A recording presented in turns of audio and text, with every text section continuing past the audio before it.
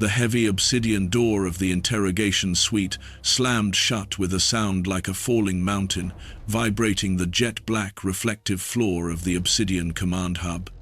Grand Alpha Varkas, a towering 8-foot-tall Lupari-Tide with fur the color of a bruised thunderstorm, paced the length of the room.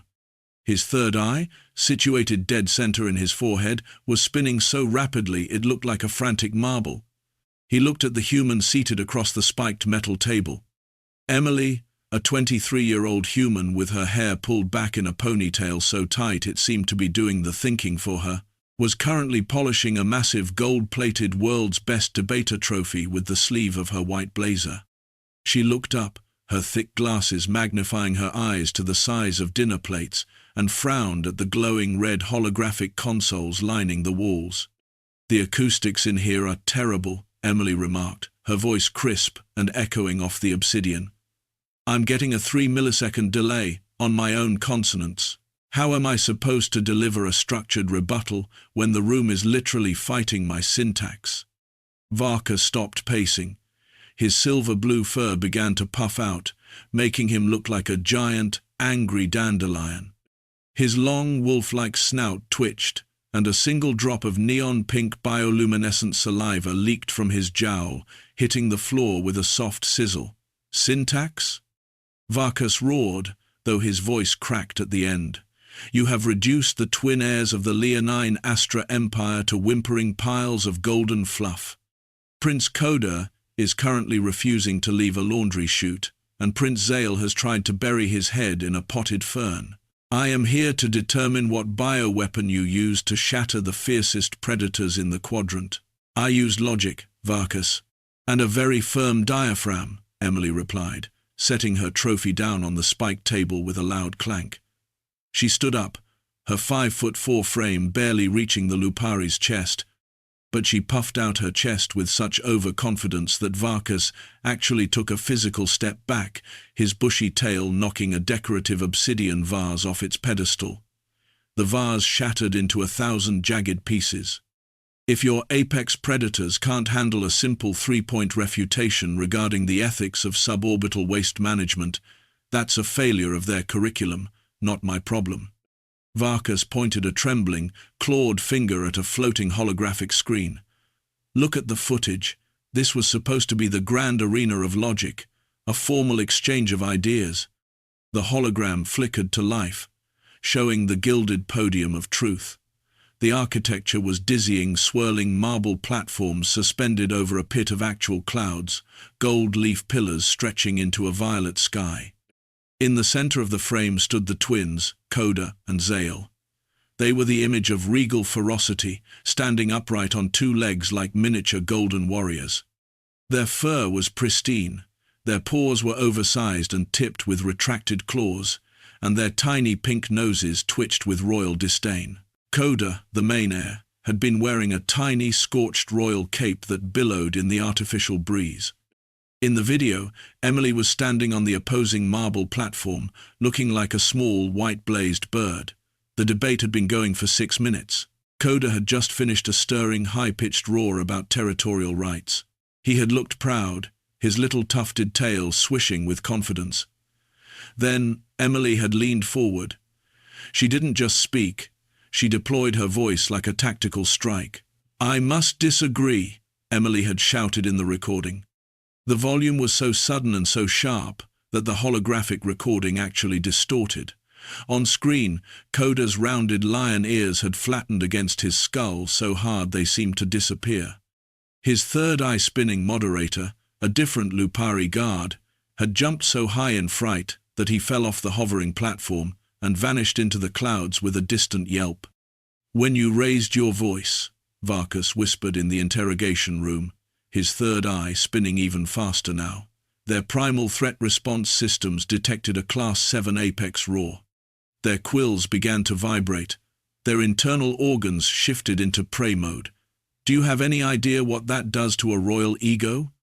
"It's called projecting from the soul, Varkas," Emily said, completely missing the point. She began to pace the interrogation room, her heels clicking rhythmically on the black glass. "I noticed their posture was sagging. As a courtesy, I increased my decibel level to ensure they remained engaged. It's a standard debate tactic. You engage the audience. You command the space. You didn't command the space, you conquered the atmosphere, Varkas cried out. He turned back to the screen, which showed the moment of the great collapse.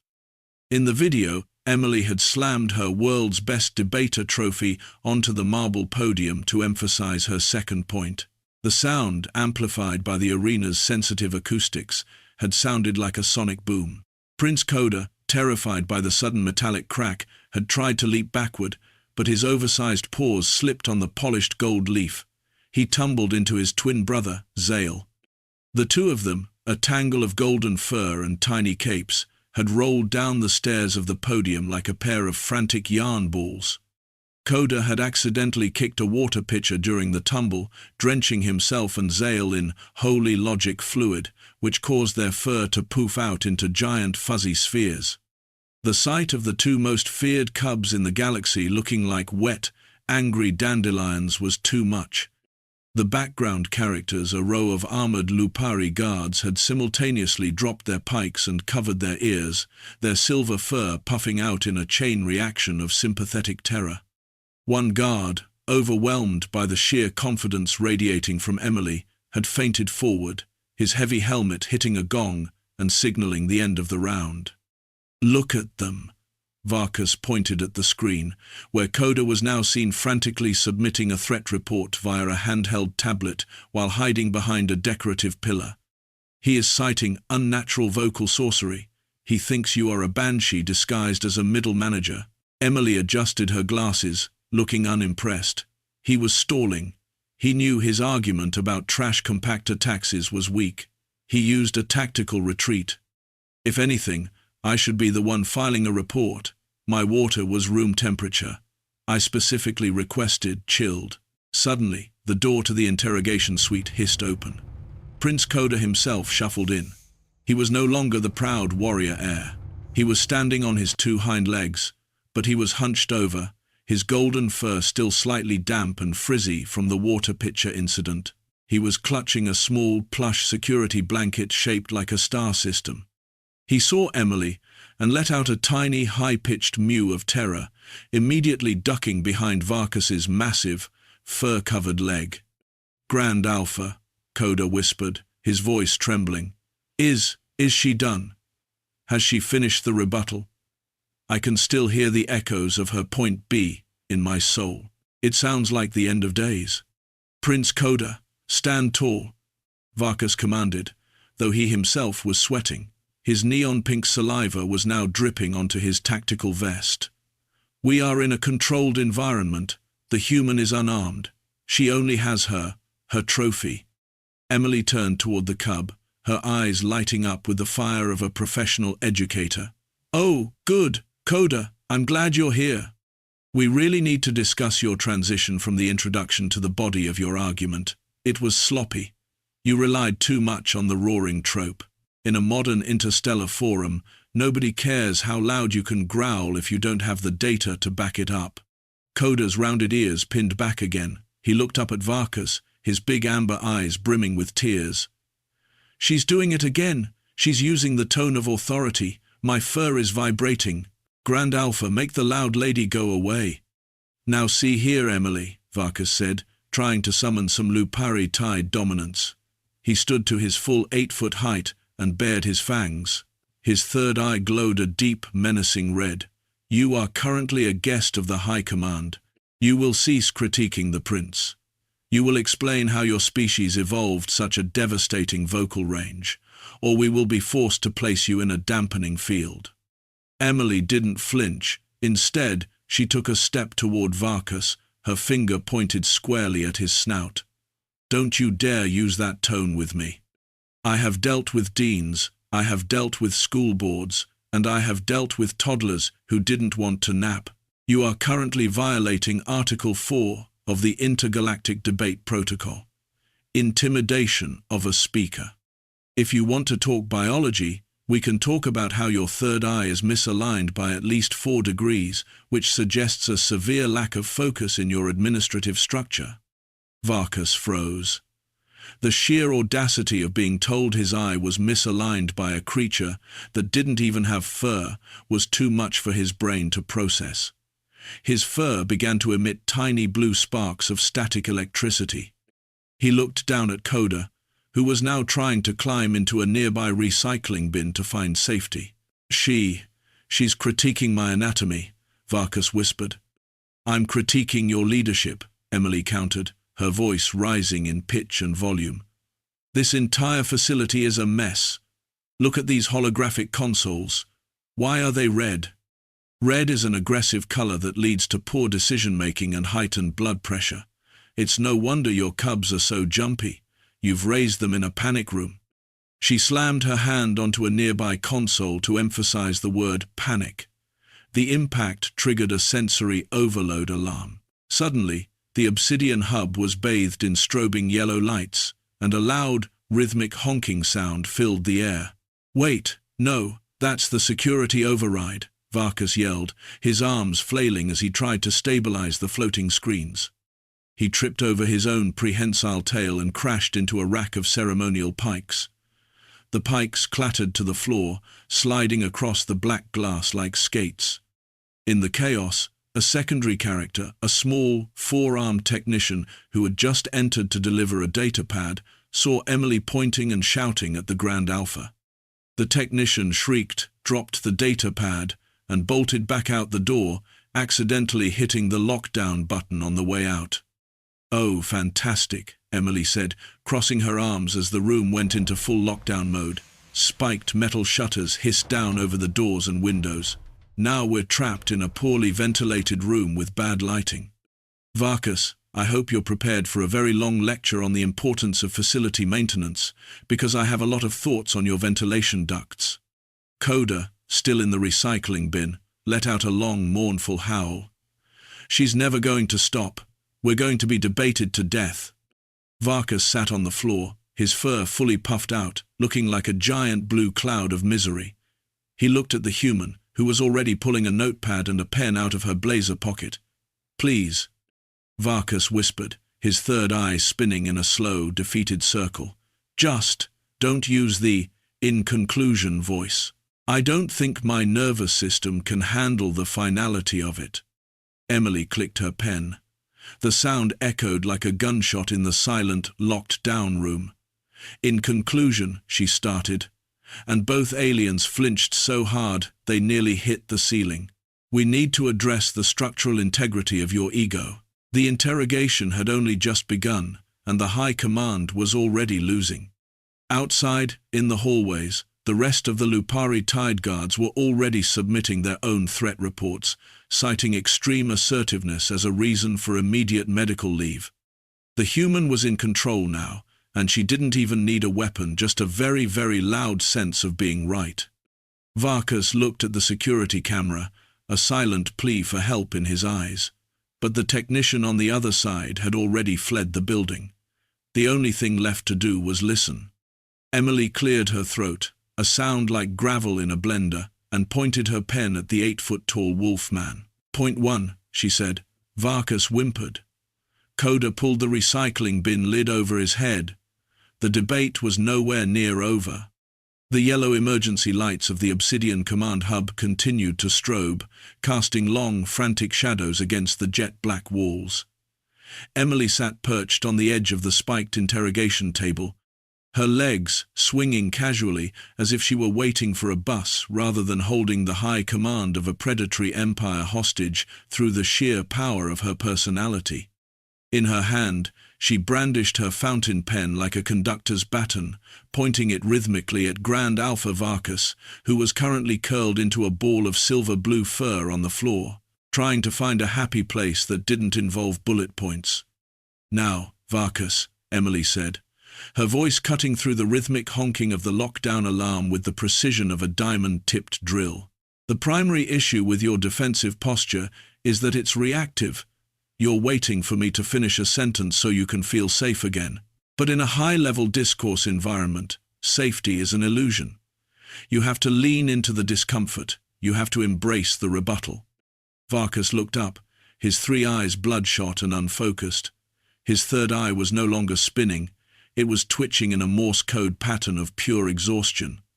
"I don't want to embrace anything," he rasped, his neon pink saliva bubbling at the corners of his mouth. "I want to go to the med bay. I want to sit in a tub of lukewarm algae and forget that the human language has so many sharp edges." From inside the recycling bin, a small, furry paw reached out and nudged a discarded datapad toward Emily. Prince Coda's muffled voice echoed from the plastic depths. "Please, just take the gold. We have a vault. It's full of shiny things. If you take it and leave, I promise to never invade a planet ever again. I'll start a garden. I'll grow catnip. Just stop talking about the syllogism of fear." Emily sighed, a sound that made both aliens flinch. "Coda, that is a classic red herring fallacy. You're trying to divert the argument with shiny objects. It's insulting to my intellect and, frankly, beneath a prince of your standing. Now, get out of the bin. We are going to practice your projective confidence until that squeak in your voice sounds like a thunderclap." Coda let out a sob, a tiny, kitten-like sound that would have broken the heart of anyone who hadn't spent 4 years in a competitive collegiate debate circuit. He slowly pushed the lid off the bin.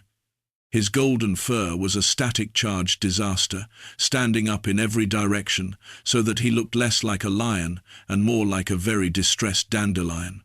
He stood on his 2 hind legs, shivering, his tiny royal cape caught on a piece of discarded tape.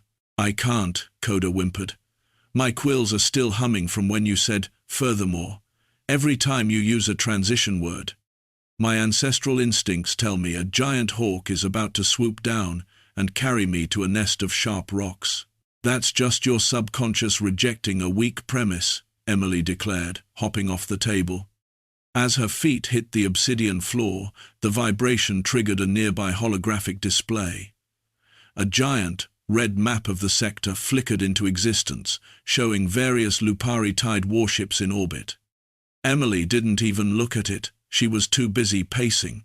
"Look at this room," she shouted, gesturing wildly with her gold trophy. "The lighting is atrocious. The ergonomics are a nightmare. Varkas, why are these chairs spiked? Is it to keep the staff alert? Because all it's doing is creating a workplace environment centered on gluteal trauma. How can you expect to maintain a galactic hegemony when everyone is worried about being skewered by their own furniture?" Varkas tried to stand up, his massive wolf-like legs wobbling. "The spikes, they represent the sharpness of our claws, the unforgiving nature of the hunt. It represents a lack of imagination," Emily countered, her volume hitting a level that caused the light fixtures to rattle. "It's a cliché. You're playing into the evil overlord trope, and it's stifling your brand identity. You need soft textures. You need open-concept floor plans. You need a break room with a decent espresso machine, not a pit of jagged rocks." Varkas clutched his head. "I don't know what espresso is, but if it will make you stop yelling about the floor plan, I will build a temple to it." Suddenly, the overhead speakers crackled. A secondary character, a frantic-sounding Lupari-Tide general, boomed over the intercom. "Grand Alpha, we've detected a massive energy spike in the interrogation suite. Is the human detonating a thermal imploder? We are preparing to vent the atmosphere to neutralize the threat." "No," Varkas screamed at the ceiling, his fur puffing out so far he looked like a silver cloud with a snout. "Do not vent the atmosphere. She'll just find a way to debate the vacuum. She'll tell the oxygen it's being illogical for leaving. Just open the door. For the love of the great pack, open the door." The metal shutters hissed upward. The lockdown was over, but the nightmare was just entering its second act. Emily didn't wait for Varkas to lead the way. She marched out into the hallway, her trophy tucked under her arm like a football. "Come on, Coda. We're going to the command deck. If I'm going to fix this empire, I need to see the primary interface. Varkas, keep up. Your stride is inefficient. You're overextending your hip joints." The hallway was a scene of absolute carnage, not of blood, but of morale. Lupari-Tide guards, 10-foot-tall beasts covered in armor and scars, were pressed against the walls as Emily strode past. Whenever she turned her head to look at one of them, The guard would immediately drop their weapon and stare at the ceiling, pretending to be a very elaborate statue. One guard, a particularly massive specimen with a cybernetic eye, actually began to vibrate with sympathetic fear as Emily approached. "Your posture is abysmal," Emily barked at the guard. "Are you a soldier or a question mark? Shoulders back, engage your core." The guard snapped to attention with such force that his armor cracked. He let out a small, high-pitched yelp and fainted backward, his heavy body hitting the floor with a metallic thud. "See," Emily said, turning to a trailing, miserable Varkas. "Lack of core strength. It's an epidemic." They reached the command deck, a massive hemispherical room with a panoramic view of the stars. In the center sat the throne of the apex, a jagged chair made of black iron and glowing red crystals. Sitting in a smaller, identical chair was Prince Zale, Coda's twin. Zale saw Emily and immediately tried to crawl under the command console, his golden tail disappearing into a mess of wires. "Zale, out," Emily commanded. The lion cub scurried out from under the console, his fur even more disheveled than his brother's. He stood on two legs, his oversized paws trembling as he held up a small tablet. I was just reviewing the threat reports, Miss Emily. I've added 3 new categories: auditory aggression, terrifying confidence, and mean lady with a pen." "Good, you're learning to categorize data," Emily said, patting the top of his head. Zale flinched so hard he accidentally triggered a nearby button. A massive holographic display projected a 3D image of a neighboring planet, a peaceful-looking green orb. "Targeting system engaged," a cold, mechanical voice announced. "Planetary annihilator charging, T-60 seconds to total vaporization." Varkas gasped, his third eye spinning in a blur of panic. "Zale, what have you done? That's the colony of Grell 6. We aren't supposed to destroy them until Tuesday." "I didn't mean to," Zale wailed, his little pink nose twitching. "My paws are too big. The buttons are too sensitive. It's the ergonomic failure she was talking about." The command deck erupted into chaos. Technicians, mostly small, rodent-like aliens with too many eyes, scrambled around, tripping over each other and dropping delicate glass components. The planetary annihilator began to hum, a deep bass vibration that made the floor shake. "Everyone, shut up." Emily's voice didn't just carry, it felt like a physical weight. The room went silent. A technician who was mid-scream simply kept his mouth open but stopped making noise. Varkas froze with one leg in the air. The twins, Coda and Zale, grabbed onto each other, forming a single trembling ball of golden fluff. "Varkas, get over there." Emily pointed her trophy at the main console. "Zale, stop leaking neon spit on the hardware." "Coda, find me a manual. A real one, not a holographic one. I can't stand the flickering." "We don't have manuals," Varkas cried. "We are a culture of instinct. We feel the ship. We are the predators of the void."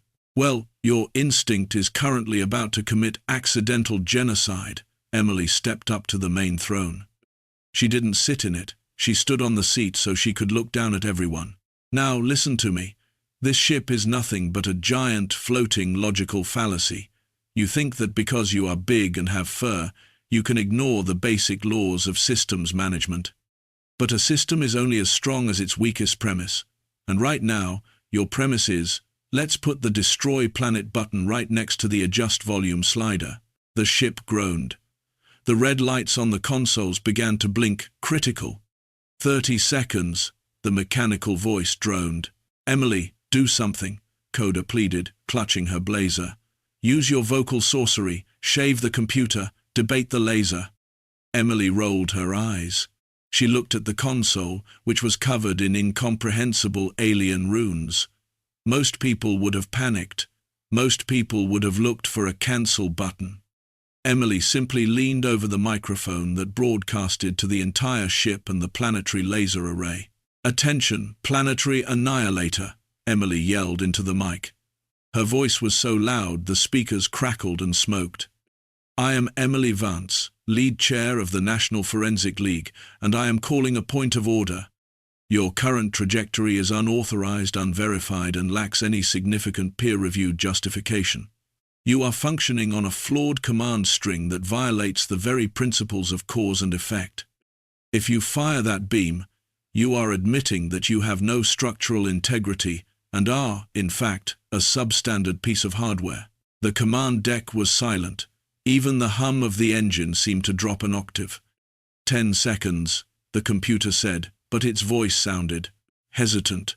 "I'm not finished," Emily roared, her face turning a slight shade of pink. She slammed her trophy onto the console. "Furthermore, by firing without a formal declaration of intent, you are bypassing the necessary diplomatic channels, which makes this entire action moot. You cannot destroy Grell 6 because Grell 6 has not yet had the opportunity to offer a cross-examination. To fire now would be a cowardly admission that your logic cannot withstand scrutiny." The countdown stopped.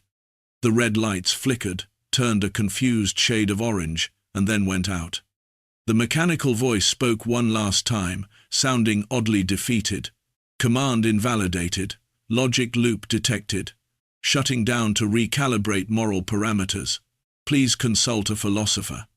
The hum of the laser faded away. The planetary annihilator retracted its firing arm. Varkas collapsed into the throne of the apex, his silver-blue fur damp with sweat.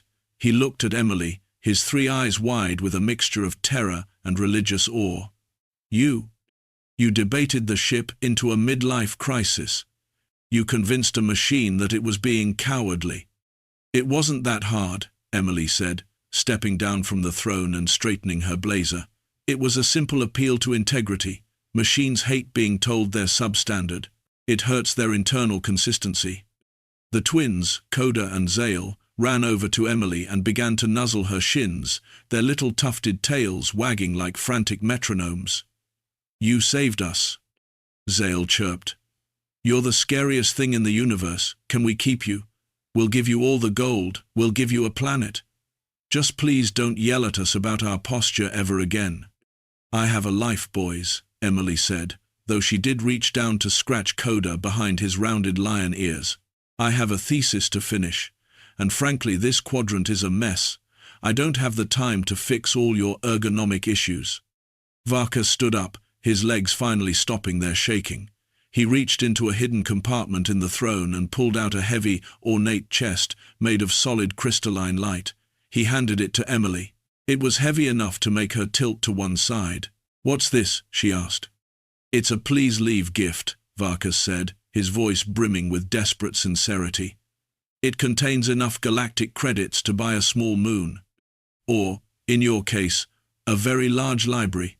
There is a ship waiting in the docking bay. It is fueled, stocked with chilled water, and programmed to take you back to Earth at maximum warp.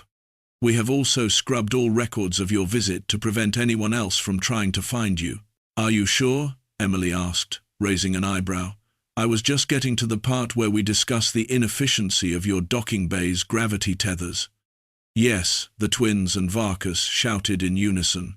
"Very well," Emily said, adjusting her glasses. She picked up her trophy and her chest of gold. "But I'm leaving you with a list of recommended reading. If I come back in 5 years and find those spiked chairs still in the interrogation room, there will be consequences. And by consequences, I mean a 10-hour seminar on the architecture of empathy." Varkas let out a whimpering sound and nodded frantically.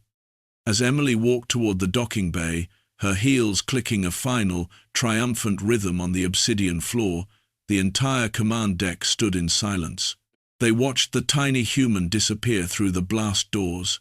A few minutes later, a small, sleek ship detached from the hub and streaked away into the stars. Varkas slumped back into his spiked chair, not even noticing as it poked through his fur. He looked at the twins, who were currently huddled together on the floor, trying to remember how to be predators. "Grand Alpha," Coda whispered. "Yes, Prince? Can we get the soft chairs now, the ones with the cup holders?" Varkas looked at the console, where the planetary annihilator was still quietly sobbing to itself in binary. "Yes, Coda, we can get the soft chairs. We can get whatever she wants, as long as she stays on that tiny blue planet." Back in her ship, Emily opened her notepad. She tapped her pen against her chin, a small, satisfied smile on her face. "Note to self," she murmured.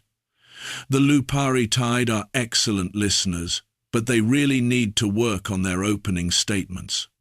She leaned back in her pilot's seat, opened a bottle of chilled water, and began to draft her next rebuttal. The universe was full of illogical empires, and Emily Vance was just getting started. "Next time," she said to the empty cabin, her voice echoing with the terrifying confidence of a champion, "I'm bringing a PowerPoint." High above the galactic plane, the stars seemed to twinkle a little more nervously than usual. Somewhere, in a distant corner of the void, a predatory alien was already filing a preemptive threat report, just in case they heard a woman in a white blazer clearing her throat. The debate was over, and as always, Emily had the last word.